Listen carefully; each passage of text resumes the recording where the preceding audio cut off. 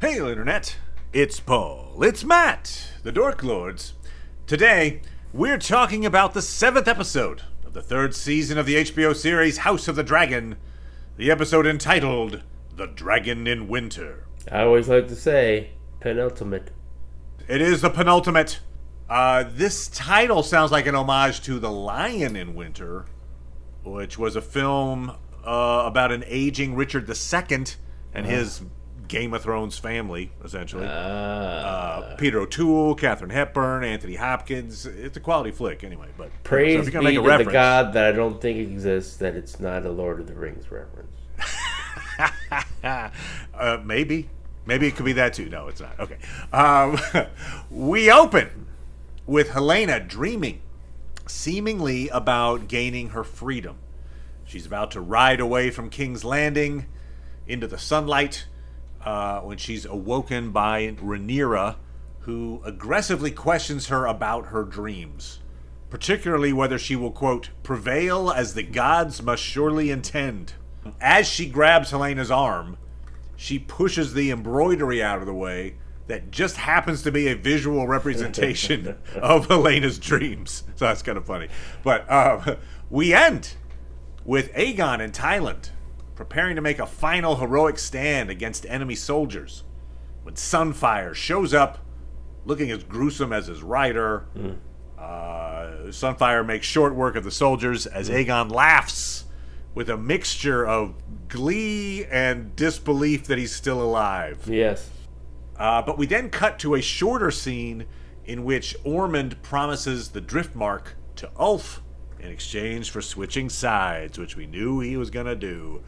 That is a promise that Ormond almost certainly does not intend to keep, but may not have to make good on that anyway. Yeah, exactly. All that said, Paul, Matt, what'd you think of episode 7? It was good. I mean, there were elements that I liked in it, and stuff that was just fine. Okay. While I like Rhaenyra, I'm not really, she's not doing anything to cause me to root for her. Right. There does seem like there's a lot of villains in the show. When I say villains, I mean, maybe it's just that they're not likable. I don't know, but there's it is tough to find a rooting interest, which I suppose is the point in some ways. But I like Corlys enough, but he's he's just counting his fingers until he can't count his fingers enough. I mean, a lot of people seem to be hyped about Gawain and Darren, yeah. They're okay, obviously I'm waiting for Ormond to die, and hopefully that'll be soon. Yep. Should be soon. Unfortunately, Aemon probably won't die until next season. No. Yeah, he's a season 4 death for sure. And while I actually did appreciate, it was like, even though Aegon is really stupid, and just like, it's like, can you get it through your thick skull that you shouldn't be acting like a king? It's like, come on, man. Yeah. When he finally prepares for death, he's saved. So. Yep. It was like, wow, look at that. He actually is, willing to go out like a man. Look at that. It was an effective scene too. I mean, I think it was acted well. The actor who plays Aegon pulled that off. Like his laugh at the end there, it wasn't just a super villain's laugh. Yes. It really did come across as like, whoa, look at this. I've suddenly the upper hand is mine. All of us, yay! So it was cool. And it was like he had no bitterness toward Larys. It's like, he's like, no. Great point. Where he's like, just go, and Larys is like, okay, I'll sing about you. There'll be songs. Oh yeah, a lot of songs. Well, he was like, anyway. If you want me to stay. Yeah, I feel like that was interesting. Little in terms of Larys. I think in his mind, he's like, how do I say the right thing to be able to just leave? Yes. Without, earning the wrath of anybody. So he feels like it's important for him to, like, Hey, I'll stay if you want. Now, you did say, though, a second ago that I could go. Yeah. So it would be weird if you said now, never mind. Right? Like, right? We're yeah, good? so Okay, I'm gonna thank go you. and Bye. start writing some of those songs about you. Yeah. So. I mean, who would write the songs? No one. Unless I go, and then I can do it. So anyway, I'll do that. I'll make the sacrifice by leaving now. Larys managed to kind of walk away scot-free in that one. And he looked, as he was leaving, he looked over there, and it was not. And Talon's like, I was going to die somehow. Yeah. It's like, I cannot let you stay here by yourself. I can't. I'm not like a cowardly idiot. Like, well, no. He can certainly fight better than that. He makes a good point. True, but he has that line where he says something like, look, those soldiers, because the soldiers are looking for him. Right. They're like, oh, we know Thailand is in this area. They were Right. told last episode. Right. So he's like, I can't like very well, I think it's maybe just for the reputation of his house. Yeah. I can't leave you. I can't be the guy who was like, they were looking for me. They killed the king, and and I ran away and be like, oh boy. So but yeah. Anyway, it's it's an interesting scene, and I thought it was well played, and then obviously this gruesome ending with our Sunfire's return, and now Aegon can go back to being evil. Yeah. Like, he was like, hey, I'm being put upon, and I'm just a jerk, but now he's got the power again. Yep. So you liked some things, and you thought other things were okay. Like, what would be like one thing in particular you're like awesome? And then one thing maybe that you were like, eh. I mean, it was a good scene. That was a good scene at the end. Yep. Yeah, no, it was a good ender for sure. It was a good little meeting between Ormond and Ulf. Yeah. And the implication, not even implication, they said it out, that they've been meeting for a while. Hey, I brought you your favorite, or whatever, so they've been, that's been... they had the deafness in the script. To have him say, well, in their defense, they did ask me to not go out. I assume that's what Darren is referring to when he's like, they've got some plan that they're not telling me, and I don't know what their little trick up Ormond's sleeve is. I think that trick up the sleeve is Ulf. Well, sure. Near the end of the episode, Helena has a kind of another dream that's got 3 distinct sections to it. So she's giving birth. Right. She's on her dragon, Dreamfire. Right. And then she's in a field with her young children and some chickens. Yes. And since her dreams typically come true, you might be led to believe, like, oh, are these events to come? I know they seem kind of competing, though, to me. Yeah, well, maybe competing, but also unlikely to come to pass. The dragon scene in particular, I mean, it's not in the book, and she even tells Rhaenyra earlier in this episode how riding a dragon changes a person. Yeah. Hey, you know what, Paul? It's a lot like Lord of the Rings.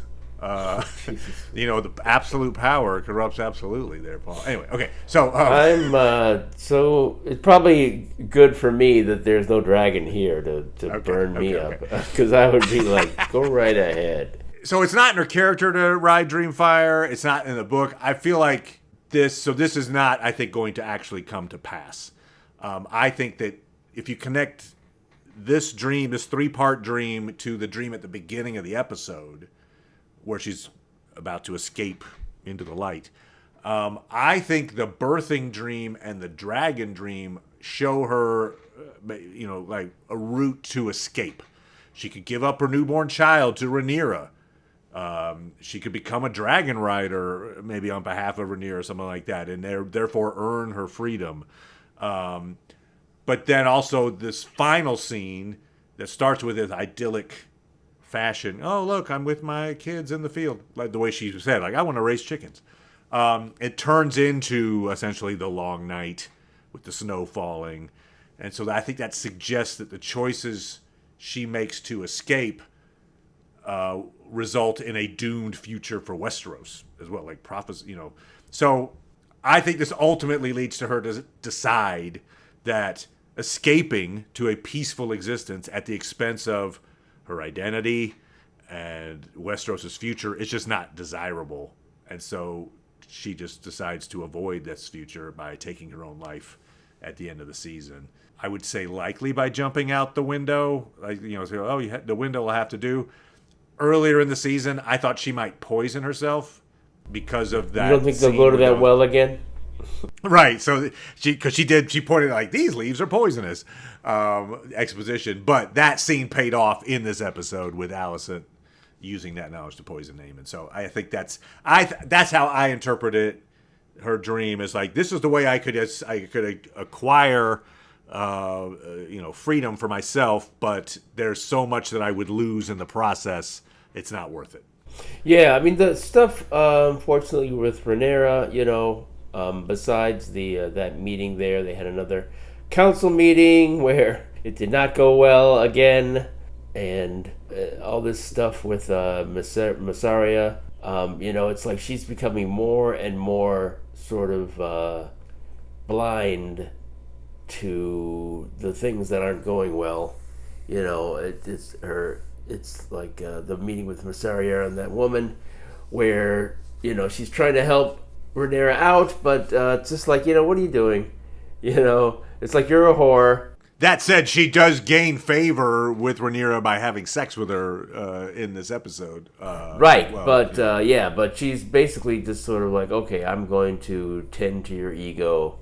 Yep. And, it's like, oh, yeah, it's going to work out. You're so close. They frame it in even with like her. She's standing over Rhaenyra. Yes, Rhaenyra's kind of crouched down, like I'm worthy, right? Wow. So yeah, it's really sad. And she being Rhaenyra seems to be so obsessed with this future that was envisioned by her dad. What we know to be the prince that was promised and the defeating the Long Night and all that she's not focusing on the now, like, oh, your city's falling apart, and could really use some strong leadership right now. She seems overwhelmed by the task. Yeah. What were your thoughts of the dragon fight? The dragon fight, I mean, it looked cool. Mm-hmm. It's fun eye candy.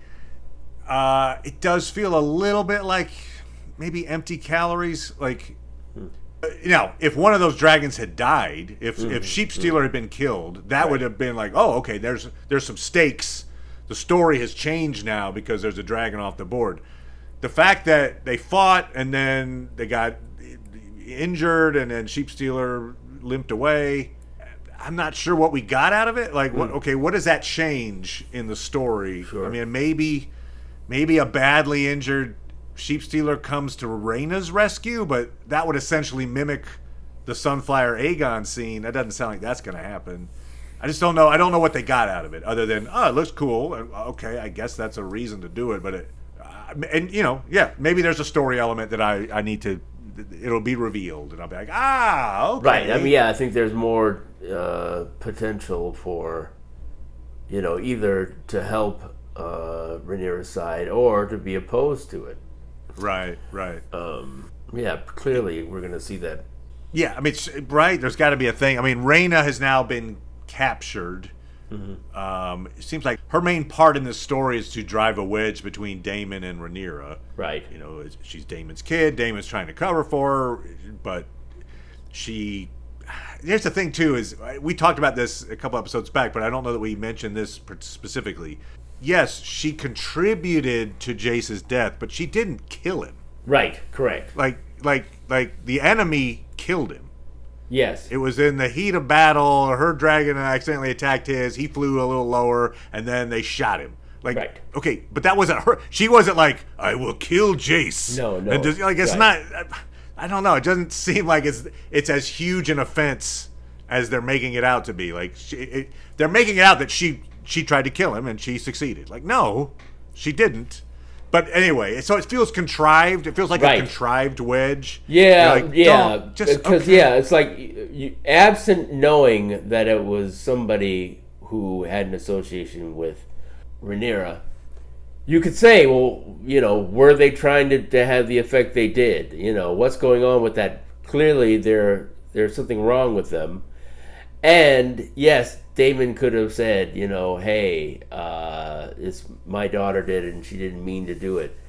If we see Rhaenyra really under duress or whatever, maybe she'd decide to do something bad to Rhaena, but it seems less likely, actually. Yeah, I agree that, like, it seems like she's cooling off a little bit about it. If she was gonna do it, she probably would have done it when they landed originally. Like, oh, it's Rhaena. Oh God! Instead, she's like, let's take her back. Yeah, but she says though she doesn't want to see her, so True. Bela goes to see her sister, see Rhaena. Yes, she does. Yeah, that was good. And so I feel like, if I had to guess, there's a change from the book where Corlys in the book runs afoul of Rhaenyra because she's like, oh, all of these these commoner dragon riders are a problem. He tries to warn his son, essentially, and gets in trouble for it. Since Corlys Roy isn't in that role right now, I mean, he's been captured by Ormond. Mm-hmm. I think maybe they're putting Bela in that position of maybe she's going to help out Rhaena in some way, and Rhaenyra will hold it against Bela. Maybe that's something that's going to happen there. I don't know. Just throwing that out. I'm trying to piece out where this plot's headed, and that's my best guess at the moment. Ormond has taken Corlys prisoner as an attempt to delay Corlys's army from reinforcing King's Landing. Mm-hmm. And so we do know that Book Ormond dies in the Battle of Tumbleton. Battle of Tumbleton is definitely coming up in episode 8. Sure. I think that's going to happen here as well. But I do feel like this. I don't think it's going to be as simple as Ormond, dies by dragonfire or just gets hacked down or something. I kind of feel like Darren's going to be involved. Now, oh, sure. I don't think he'll... I guess he could kill him outright. I think it's maybe more likely that he'll have a chance to save Ormond. But he'll choose not to. So it's kind of like those years of abuse will kick in. He'll be like, maybe it's better I not save your life right now. Good luck, you. That kind of thing. So that's where I think maybe what might happen in that scenario. But I feel like Darren all the movies where there have been a situation where it's like, oh, well, I'm in a bad situation. You're gonna help me, right? You're gonna help me, right? You're gonna right. So that's my guess on what happens with Ormond. Trope. So yeah, well, I think it'll still be satisfying if that's how it occurs. And I guess the other thing the big plot point in this episode was with Alicent and Aemond, right? Yes. And so, in the last recap, I said I didn't think Alicent was evil, and I guess I still don't think she's like chaotic evil, but like neutral evil. I mean, she tricks her son into drinking a poison she made, and then she hits the road. Yes, it's pretty bad. I mean, yeah, I'm thinking maybe she's more like a sociopath. Like, I don't know that she has actual empathy for anyone. She can show it. She can show trappings of caring, but ultimately, I'm not sure that she has the capacity. If you think back. I don't know. Like, we didn't even mention this a few episodes ago. I think we just ran out of time talking about it. But Alicent makes another morally dubious choice regarding her family. It's when she's trying to escape with Helena. Right. And Helena refuses to go without her daughter. Yes. Jaehaera. Right. And so Alicent just straight up lies to her. Yes, yep. Yes, she does. No, yeah, she's waiting for us. We just have to go through, and once we get out of the city, we'll be that wasn't a thing. No. So, like... I mean, they didn't. The escape attempt didn't work. But what did she think would have happened if it had worked? In Alicent's mind, I think she'd just be like, "You get over it." But I don't think Helena would ever forgive her in that scenario of like, "Wait, you literally told me my daughter would be with us, and you've left her with the enemy, and now I can't go back and get her." Like, man, that would be it's interesting. Pretty terrible. I don't have my DSM with me, but. Yeah. I don't know. I still feel like she's, the fact that she's willing to give up her sons, but she is, I think, still motivated to try to save her daughter. But, for instance, even what you just said there, trying to save her daughter, right. But you are saving her. the daughter at the expense of her daughter's happiness, right? I mean, right, her daughter but it's would like, be. well, she has bad choices all around, so I don't feel like Okay, you okay. can accurate. The fact that she's even trying. If she was a sociopath, I feel like she wouldn't be trying. She wouldn't even be trying. That's It's probably sort of strong words. Like here we have to leave, but I want something I can't get. Well, we'll get it for you then. It doesn't seem like it's like it's like she's the mother and this is a child who's behaving in a childlike way, and it's like that's what parents do. They lie to their children to get them to do what they think they're supposed to do. That's what parents do. Yeah. They make poison for them and try to kill them. There you go. Yeah. It's like, they make a deal with the other side to be like, look, I'll let you walk in and execute my son if we can get along. Great. Awesome. Just thinking of her distress when Aemon was telling her his plans. Like, I'll stay here and I'll build up here and, I'll just... and you'll stay with me. Yeah. She's like, it's like one thing she says, 1 minute she says, you're all I have left. And then he's like, good. Okay, yeah, well, you'll stay here. Wait, what about my daughter? What? No, you said that I'm all you have left. It's hard to empathize with her, I guess. Oh, sure. She seems to have a hard time empathizing with her kids. But yeah, so all right, but no, I got you. They play her in a way that's she's not full on evil. No, God no. bless, Even if she had a mustache, things. she does not exactly twirling. Yeah, she's not twirling it.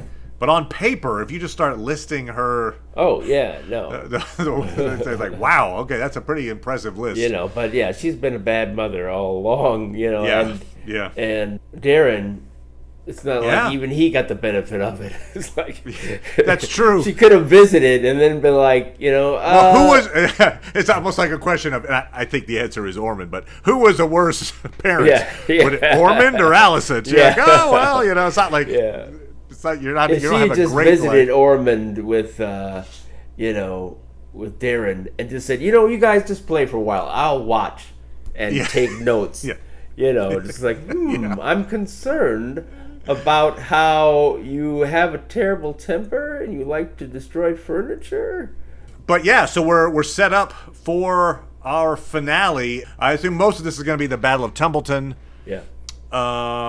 And I think maybe our final shot is going to be of Helena committing suicide.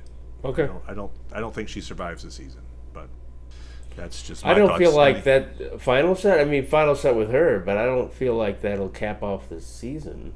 You don't think it'll cap off the season? I just feel like there'll be the battle. The battle will happen. They'll be like, oh, we won the city. Ormond's dead. Blah, blah, blah, blah, blah. We cut back to King's Landing. I guess the reason why I up. wonder if it would be the last thing, because it's like, I don't know what her death will accomplish other than she's just gone. That's all. I feel like you end with the event that'll have the most impact on the next season. I see what you're saying. And I don't, while it's sad, and you certainly don't want that to happen, I think you could get away with having it earlier in the episode. Okay, fair enough. You wouldn't make it the episode opener like the season 3 opener where it's like, oh, here's a dragon fight, but yeah. So maybe the simple answer is the ending of the Battle of Tumbleton is the end of the episode. But it does feel like if they're going to, check in on everybody, like Aegon is not going to be in the Battle of Tumbleton. So are we just not going to see him? I imagine we're going to cut to him at some point. In fact, I'll say this. I'll throw this out as a theory. Alicent has left on her own from Harrenhal. Right. I'm gonna guess maybe they do a little coincidental. She meets up with Aegon maybe on the road kind of thing maybe. Okay. Just to say that would be a way for them to have some kind of a conversation. And I guess we still haven't. Rhaenyra needs to receive the news that Aegon is alive, right? She hasn't received that news yet, right? Right. Although we do see in the trailer, one of the scenes from the trailer for episode 8 says something like, "Now that Rhaenyra's aware of Sunfire, it's her darker impulses or something. So she does find out is somewhere in episode 8. Right. So yeah. So I mean, what I would imagine is some act of hers, I guess, that you know, A maybe decision of where hers. you're like maybe killing your favorite character. Like, you know, We can only I think I hope, will Paul. kill you. Like, you here, know what? read this book. It's The Lord best of the deviation Things or from the something. book of all time. Yeah, and then she'll have someone cut her head off just as Okay. she's reading about a hobbit. I'll take it. That's my I'll take it, prediction. Paul. That's how bad. That's my prediction. Rhaenyra dies while reading The Hobbit. Yeah. All right. Very good. All right. So we will be back talking about the finale of season 3, and we'll also be talking about the new Spider-Man movie. So come on back for all that. Thank you as always, Paul. Appreciate no it, good problem. sir. And we'll talk to everybody next time. Bye. Bye.